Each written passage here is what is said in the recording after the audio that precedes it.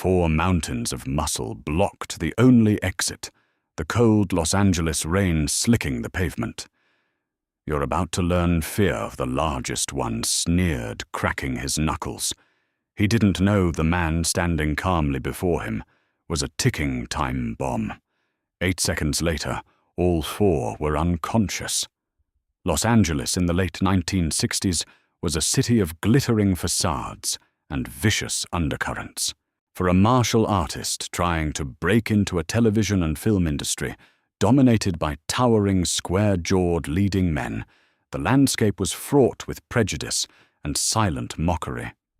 Lee was a man caught in the frustrating crossfire of his own undeniable genius and a studio system that only saw him as a novelty. He was lightning trapped in a bottle, possessing a physical prowess that defied the laws of physics. Yet he was constantly forced to prove himself to men who couldn't throw a proper punch to save their lives. It was a brisk Tuesday evening in November, when the trap was inadvertently set. Lee was accompanied by his close friend and private student, Sterling, a highly respected Academy Award-winning screenwriter. Sterling was a man deeply embedded in the Hollywood elite, and he believed fervently in Lee's philosophy, a revolutionary approach to combat that discarded rigid tradition for fluid, explosive practicality. Hoping to introduce his teacher to some influential studio financiers, Sterling had secured an invitation to an underground, highly exclusive gathering at the Onyx Room, a clandestine cigar lounge hidden off the Sunset Strip. The Onyx Room was not a place for the public. It was a dark, oak-paneled sanctuary where studio executives, mobsters, and a select few celebrities mingled away from the flashing bulbs of the paparazzi. Security was notoriously brutal. The door was guarded not by standard doormen, but by men who looked like they benched small cars for breakfast. As Lee and Sterling approached the heavy velvet ropes, the disparity was instantly noticeable. Lee, standing at 5'7" and weighing a lean, coiled 135 pounds, looked entirely out of place next to the towering giants guarding the entrance. The head of security was a man named Richard, a former heavyweight enforcer who had been quietly banned from professional boxing rings for crippling his opponents long after the bell rang. Richard stood 6'4", a slab of granite, with dead, unblinking eyes. Sterling gave his name, and Richard lazily checked the clipboard, his gaze lingering on Lee with undisguised contempt. "The writer goes in," Richard rumbled, his voice like grinding stones. He jutted a thick finger toward Lee. "The delivery boy stays out." A tense silence fell over the entrance. Sterling immediately flared up, his face reddening. "This is my guest. He's a respected actor and the greatest martial artist on the planet. You address him with respect." Lee placed a gentle, calming hand on Sterling's shoulder. His face was a mask of perfect serenity, a physical manifestation of his core philosophy be water. He did not tense. He did not scowl. He merely looked up at Richard with a gaze so piercing and devoid of intimidation that it actually made the giant momentarily uncomfortable. "There is no need for anger, Sterling," Lee said, his voice soft, melodic, yet carrying an unmistakable edge of absolute self-assurance. He looked back at Richard. "I am his guest." "Will there be a problem?" Richard sneered, stepping aside just enough to let them pass, though he leaned in close to Lee's ear. "Watch yourself in there, lightweight. This ain't a karate dojo." The interior of the Onyx Room was thick with blue smoke and the sharp scent of expensive scotch. Sterling led Lee to a corner booth where a high-powered producer named Harrison was holding court. Harrison was a notorious bully in the industry, a man who built careers as easily as he destroyed them. He was loud, brash, and profoundly insecure, surrounding himself with sycophants to validate his ego. Harrison had heard rumors of Lee. He had heard the stories from big-name actors like Steve and James Men who paid exorbitant hourly rates just to sweat under Lee's relentless instruction. Harrison despised what he couldn't control or understand, and he found the quiet confidence of this small martial artist deeply offensive. "Ah, the philosopher," Harrison barked as Sterling and Lee sat down. He didn't offer his hand. "Sterling tells me you teach guys to fight. Tell me, how does a guy your size take down a real man? I mean, all that jumping around, all those high kicks. It looks great on a movie screen, but in a real alleyway, it's just dance choreography." Sterling stiffened instantly, realizing he had made a grave mistake in bringing Lee here. He opened his mouth to defend his friend, but Lee waved him off effortlessly. Lee leaned forward slightly, resting his forearms on the polished mahogany table. He didn't raise his voice, but the sudden intensity in his posture caused the conversation at the neighboring tables to instinctively hush. "Combat is not about size." "Harrison," Lee said, his eyes locking onto the producers, "it is about economy of motion. It is about intercepting the opponent's intent before they even realize they have made a decision. A large man relies on his weight and his anger. Both make him incredibly slow. Both make him predictable." Harrison scoffed his face, flushing with irritation. He felt challenged, diminished in front of his peers.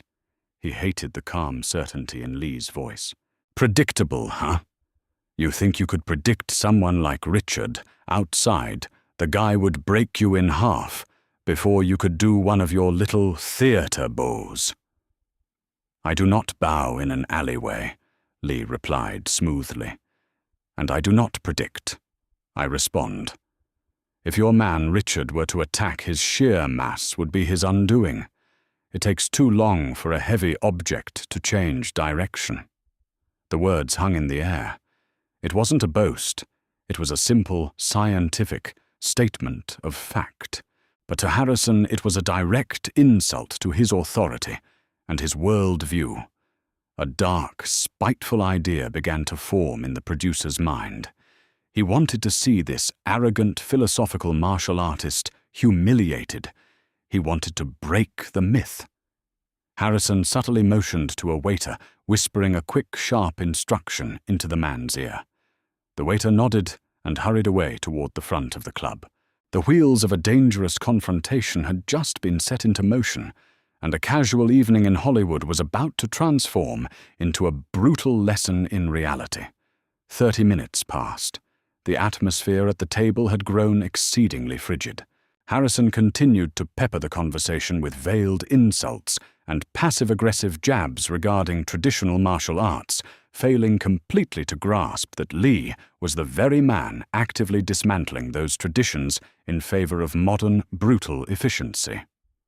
Lee remained composed, sipping a glass of water, utterly unbothered by the producer's bluster.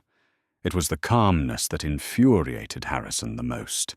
It was the calmness of a predator, resting in the sun entirely unthreatened by the barking of a dog. Suddenly, a waiter approached the booth, leaning down respectfully toward Lee. "Excuse me, sir. The valet sent me in. There seems to be a serious issue with your vehicle. Another patron has backed into it, and they need you in the rear alleyway to assess the damage for the insurance exchange." Sterling frowned, instantly suspicious. "His car? Why the rear alleyway? The valet stands are out front." "The involved vehicle was a delivery truck, sir." The waiter lied smoothly, though a bead of sweat on his forehead betrayed his nervousness.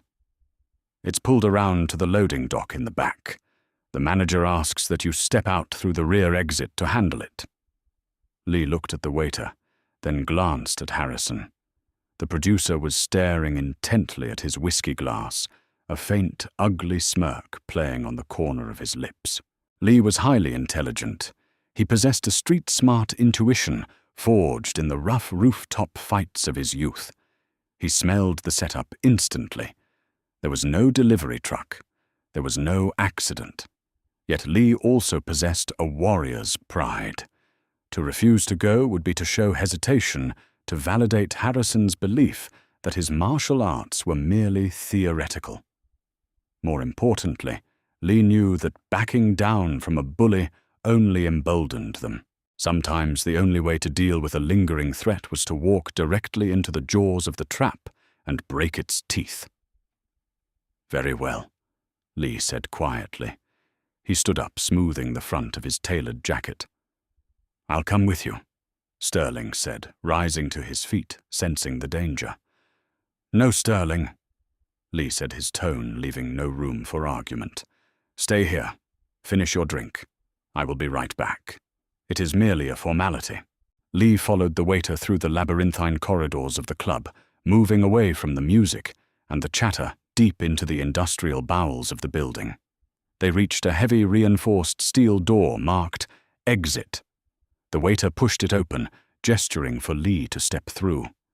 "They are waiting for you right outside, sir," the waiter said, his voice trembling slightly. Lee stepped out. The moment his feet hit the damp concrete of the alleyway, the heavy steel door slammed shut behind him. The unmistakable heavy click of a deadbolt sliding into place echoed through the narrow brick corridor. He was locked out. The Los Angeles night was cold, a steady drizzle slicking the pavement and reflecting the sickly yellow glow of a single flickering street lamp.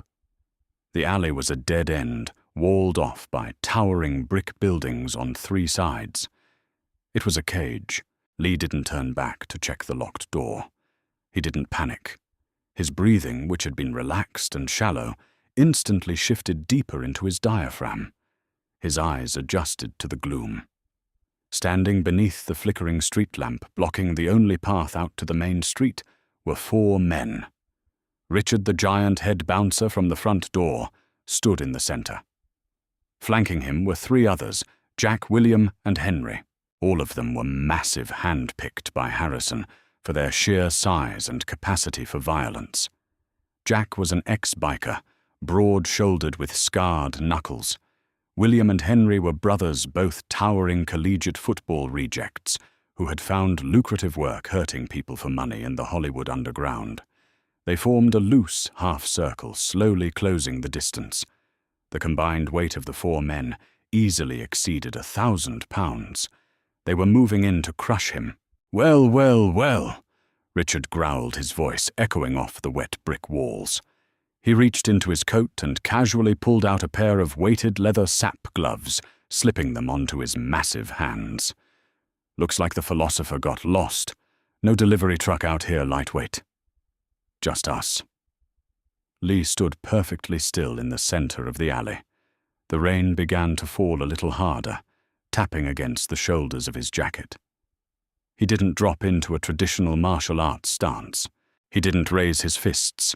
He simply stood with his arms relaxed at his sides, his feet shoulder-width apart. To the untrained eye, he looked completely defenseless, caught entirely off guard.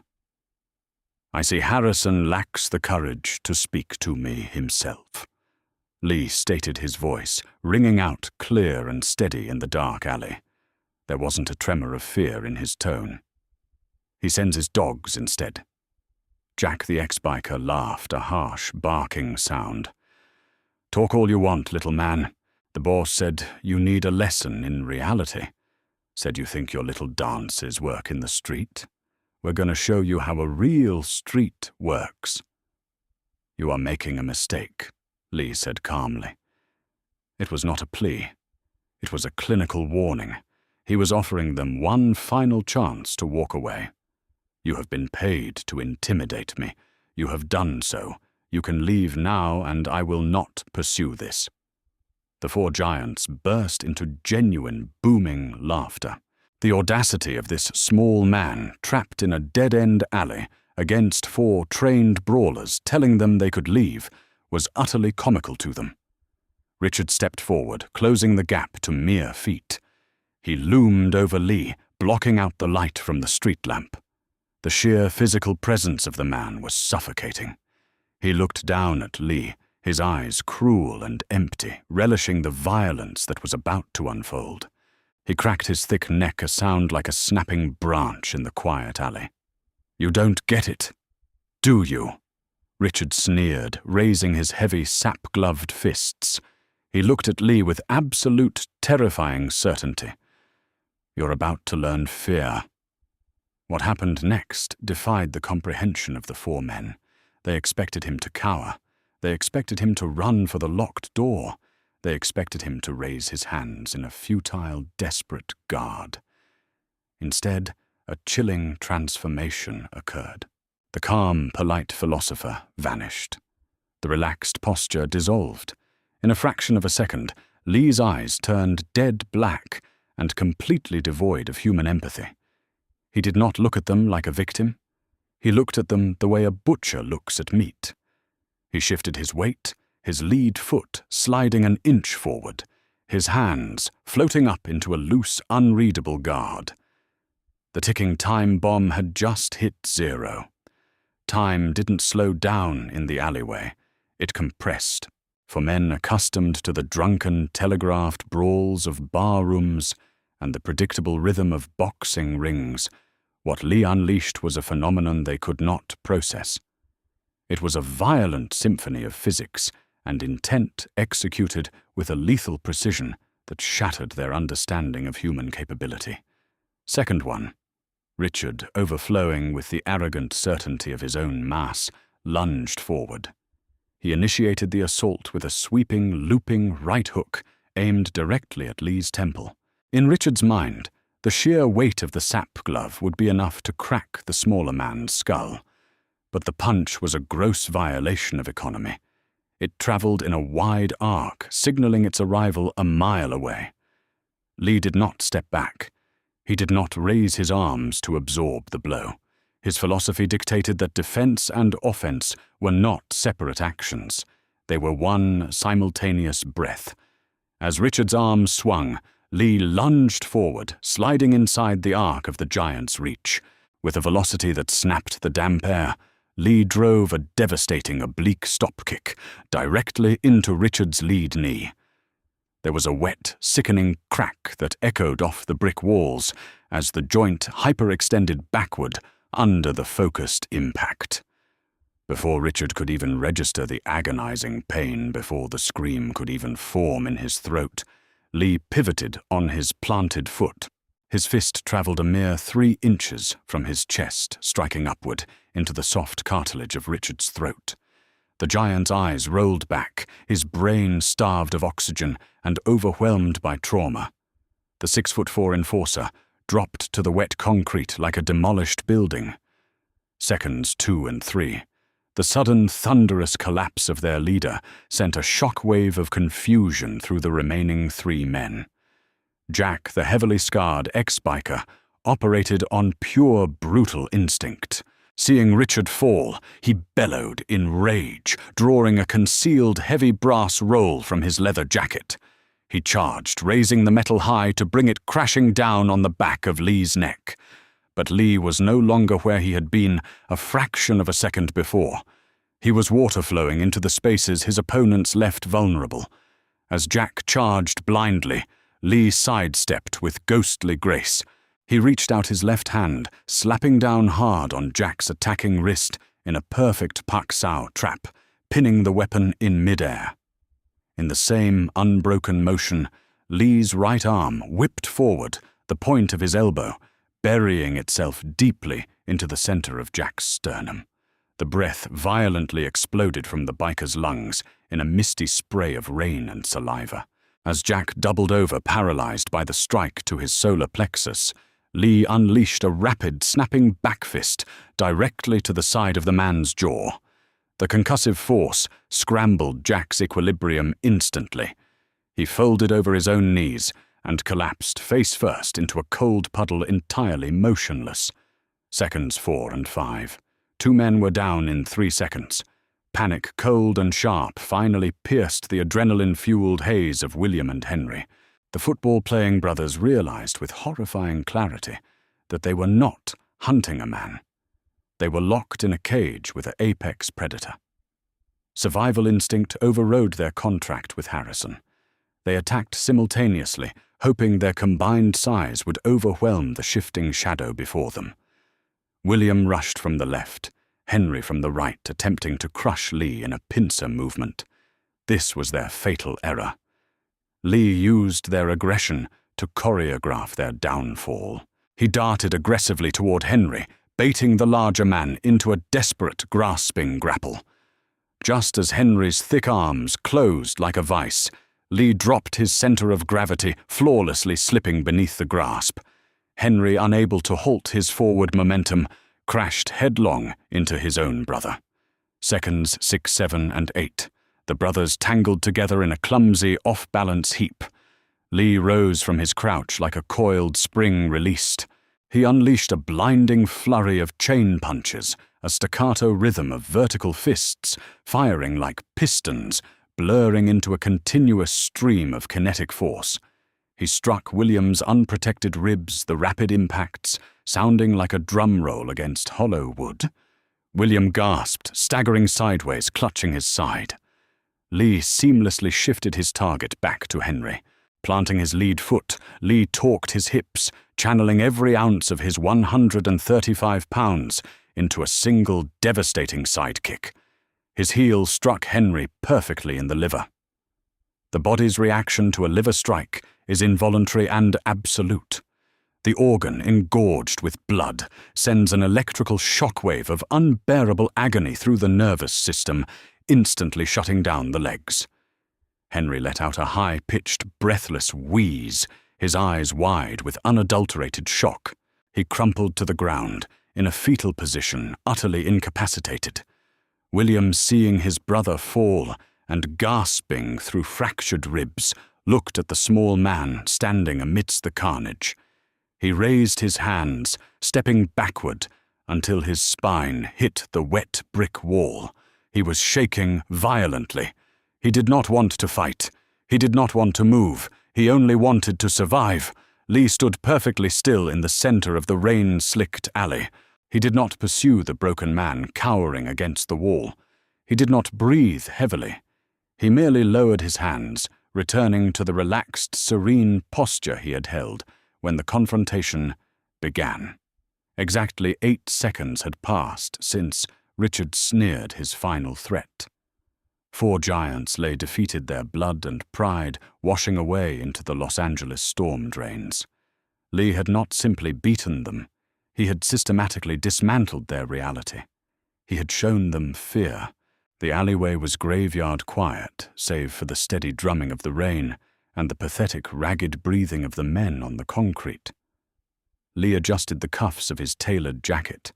He did not look at the fallen men with malice or triumph. He looked at them with a clinical detachment. They had tested a theory, and the theory held true. Mass was irrelevant against explosive velocity and intercepted intent. Lee turned his back on the carnage and walked calmly toward the heavy steel exit door that had sealed him in. Inside the club, on a second-story metal-grated landing that served as a fire escape for the VIP lounge, Harrison stood frozen. The producer had slipped away from the table shortly after Lee's departure, intent on watching his hired muscle humiliate the arrogant martial artist from above. He had expected a brutal, drawn-out, beating a satisfying display of street-level dominance. Instead, Harrison had witnessed an 8-second nightmare. He clutched the wet metal railing of the fire escape, the blood completely drained from his face, his knuckles white. He had watched the impossible happen in real time. The sheer brutality, the terrifying speed, the utter lack of wasted movement, it defied everything Harrison thought he understood about the world. His men, his invincible enforcers, had been swatted away like cumbersome insects. A profound, icy terror gripped Harrison's chest. The man he had set up, the man he had tried to break, was now slowly turning the handle of the steel door below. Down in the corridor, the young waiter who had lured Lee out was trembling violently. He had watched through the thick glass peephole of the door, tasked with keeping it locked until the deed was done. But seeing the massacre, his hands shook so badly he could barely manage the deadbolt. As Lee's shadow fell over the frosted glass, the waiter scrambled backward in pure panic, unlocking the door and fleeing down the hallway, leaving it slightly ajar. Lee pushed the door open. He stepped out of the cold dampness of the alley and back into the warm, cigar-scented atmosphere of the underground club. The muffled sound of a jazz saxophone drifted through the corridors. The contrast was jarring, a surreal transition from visceral survival to high society leisure. He walked through the winding halls, his footsteps silent on the plush carpeting. He ignored the stares of a few patrons who noticed his slightly damp shoulders and the dangerous, predatory calm radiating from his eyes. Back at the corner booth, Sterling was nervously checking his watch, his foot tapping anxiously against the mahogany table. He had been on the verge of getting up to investigate when he saw Lee approaching through the blue haze of the lounge. Sterling let out a massive sigh of relief. "There you are. Everything sorted out." "You were gone a while." "It took slightly longer to locate the problem than I anticipated," Lee replied softly, sliding smoothly back into his leather seat. "But the matter has been thoroughly resolved." Sterling frowned, noticing a faint smear of mud on the cuff of Lee's trousers and the fact that the knuckles on his right hand were faintly red. But before Sterling could press the issue, a figure practically collapsed into the chair opposite them. It was Harrison. The producer looked as though he had aged 10 years in the span of 5 minutes. He was sweating profusely despite the cool air conditioning of the club. His hands resting on the table were afflicted with a noticeable tremor. He stared at Lee, his eyes wide and dilated, filled with a mixture of awe, horror, and profound regret. He looked at the martial artist as if he were looking at a ghost. Lee reached for his glass of water. He took a slow, deliberate sip, never breaking eye contact with the terrified producer. "Harrison." Lee said, his voice a melodic, soothing hum that sliced through the noisy room like a razor blade. "You look unwell. Is everything all right?" Harrison swallowed hard, his throat dry. He opened his mouth to speak, but no words came out. He just stared at the small, calm man sitting across from him. "We were discussing reality earlier." Lee continued, leaning forward just a fraction. The movement caused Harrison to physically flinch, pressing himself backward into the leather booth. "You believed that a large man in a dark alley dictates the reality of combat. You believed that mass equates to invincibility." Lee set his water glass down with a quiet, definitive clink. "I hope you now understand," Lee whispered, his dark eyes locking onto Harrison's soul, "that the size of the man in the fight matters very little. What truly matters, Harrison, is the size of the fight within the man. Do not mistake a calm demeanor for weakness, and do not ever confuse a civilized setting with safety. Water can be a tranquil pond, or it can be a devastating flood. It simply depends on what container you force it into." Harrison could only nod dumbly. His ego entirely shattered, his worldview permanently altered. He signaled a waiter with a shaky hand, paid the exorbitant bill, and practically fled the Onyx room without uttering another word, leaving his jacket behind on the chair. Sterling watched the producer run, utterly bewildered. He looked back at Lee, who was calmly dabbing his mouth with a napkin. "What on earth just happened?" Sterling asked, genuinely confused. "What did you say to him?" Lee smiled, a genuine warm smile that completely erased the predatory intensity of the previous 10 minutes. He patted Sterling's arm affectionately. "Nothing of consequence, my friend," Lee said, rising from the table. "I merely shared a brief philosophical demonstration. Come, the air in here is growing stale, and I believe my shift in the studio starts early tomorrow."